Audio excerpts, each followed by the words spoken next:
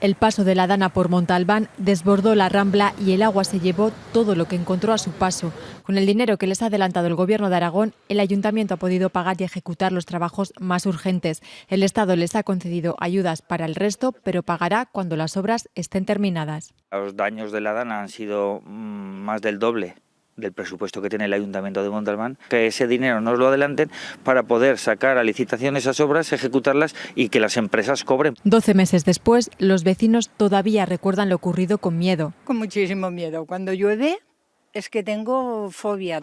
Pues este fue el otro punto crítico del municipio de Montalbán. El agua derribó el muro e inundó pequeñas empresas y garajes. Patricia perdió 2 coches, varios electrodomésticos y el sistema de calefacción. Quien tiene seguro, pues hemos cobrado del consorcio, y quien no tiene, pues a pelear por las ayudas. Ayudas que prometían mucho, pero ya te digo, un año después, nada. En la Hoz de la Vieja también confluyó el agua de 2 barrancos, destrozó los puentes que conectan el pueblo. Nos arrancó las tuberías de agua corriente, la gente mayor la tenemos al otro lado del barranco, entonces al llevarse los puentes no podían moverse de allí.